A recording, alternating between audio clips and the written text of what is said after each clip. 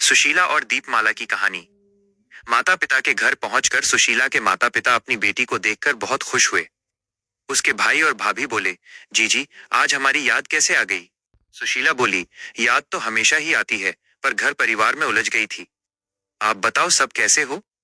सुशीला अपनी माता से गले लगी और पिता से भी।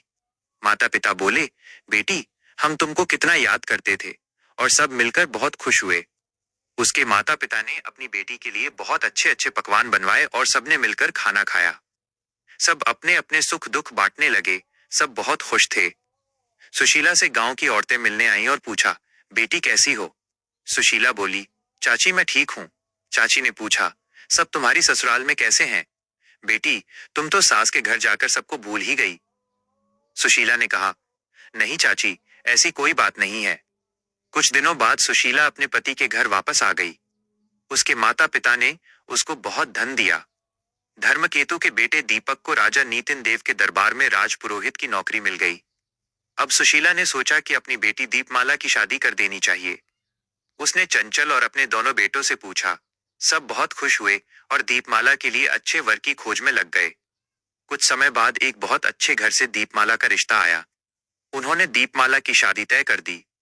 उसके भाइयों और माता ने बहुत धूमधाम से शादी की और उसे उसके पति के साथ विदा कर दिया। शादी करते वक्त सुशीला और चंचल को अपने पति की बहुत याद आई। वे सोचने लगे कि आज अगर वो अपने घर होते तो अपनी बेटी को देखकर कितने खुश होते। उधर दीपमाला अपनी ससुराल पहुंच गई। वहां उसका बहुत स्वागत हुआ। उसके पति और उसका गृह प्रवेश हुआ। अगले दिन दीपमाला की पहली रसोई की रस्म हुई।